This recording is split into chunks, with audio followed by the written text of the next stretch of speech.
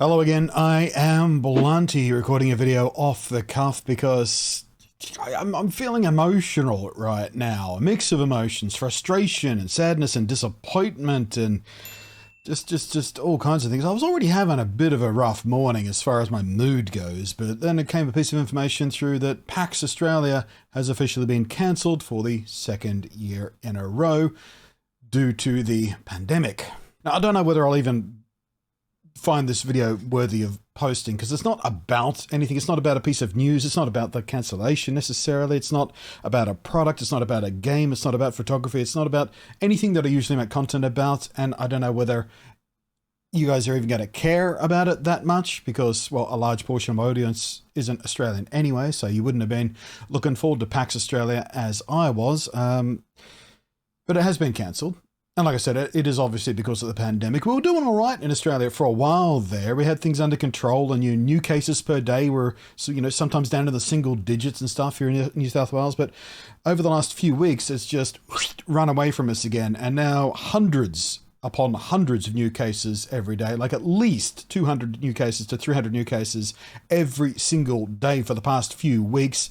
And new lockdowns have started and new restrictions and what you can and can't do and all the kind of stuff I thought we were done with. We went through all this last year when the whole thing started and we got it under control. I thought, okay, from now on we can just use a bit of common sense and ride it out until everyone gets vaccinated and we'll be fine. Surely we'll be fine. My own first vaccination appointment, and don't even get me started on how it's 2 months since I made the appointment to when I could get the jab. Just the vaccination system in Australia, the way the government is handling it is catastrophically ridiculous. But anyway, tomorrow I was due for my first jab. I would have got my second one with well enough time in order for me to go down to PAX, be fully vaccinated with the Pfizer vaccine and do everything properly and wear my mask where appropriate and where necessary and all that sort of stuff. And I really wanted to go to PAX Australia this year. Missed out on last year. I've been to all but one of them, I think, since it started in Australia, and it is currently the only video game focus convention / expo or whatever of its kind that happens in Australia, or at least on a grand enough scale to have all the big deal brands and companies and events and guests and things like that to come down to. It is basically the one time of year I'm guaranteed a good excuse to get down to Melbourne. I live in Sydney, for those who don't know, but get down to Melbourne to see my friends who are in Melbourne, because there's like 3 of my best friends on the entire planet I live in Melbourne, so I don't get to see them as often as I used to. And so I'm missing out on being able to hang out with those guys again. And of course, being a content creator, I almost always go down to PAX Australia under a sponsorship or under a contract to do some actual hosting work. I've been down there with people like SteelSeries and MSI and Intel and stuff like that. So, my way is usually at least paid, if not making me some actual money for the work I do there. So that's sort of a nice bonus and, part of what I do. And going down to PAX means making connections with these companies and talking to the guys at the booth face to face, get some face to face time and have a conversation about sort of stuff, which is always, helps strengthening those associations and stuff, which makes, other stuff I do when I'm sitting in this chair at home, being able to get products in for review or talking, knowing who to talk to about whatever kind of product, whatever is happening. That sort of stuff is always useful, just to have that relationship built.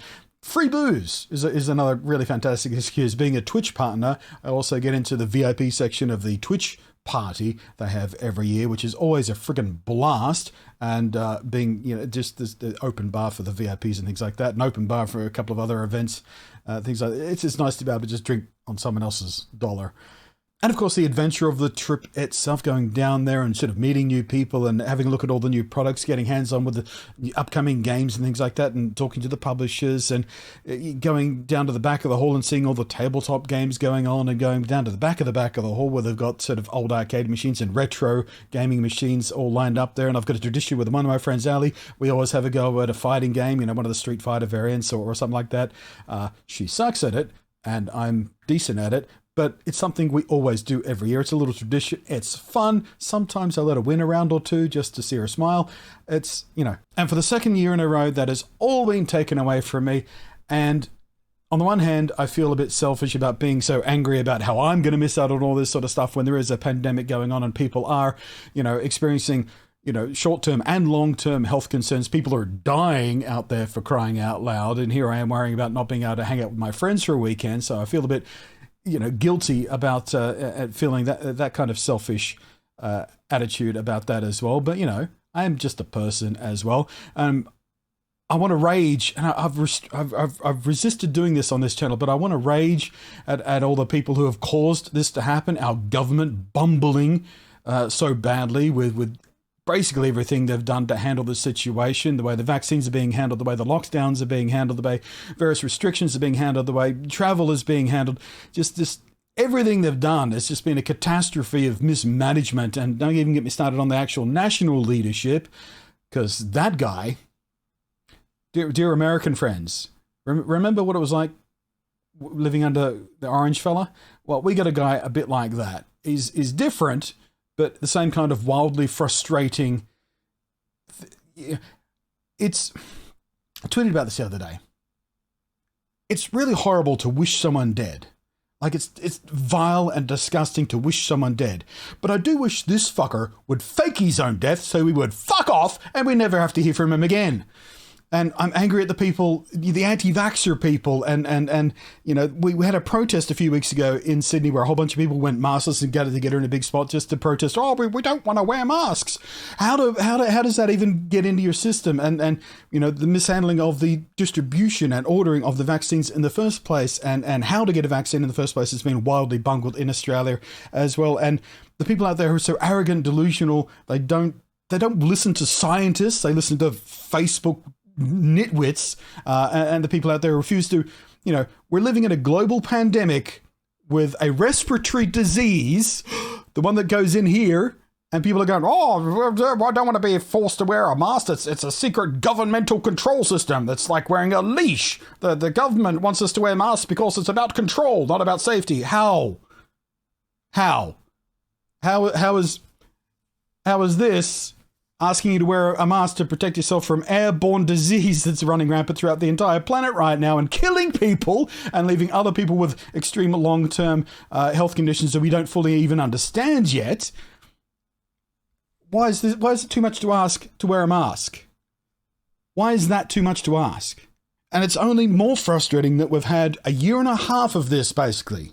A year and a half of this same stupid argument with these stupid people who keep fucking it up for the rest of us. And I just need to finally vent here about it. So what's your favorite thing about conventions?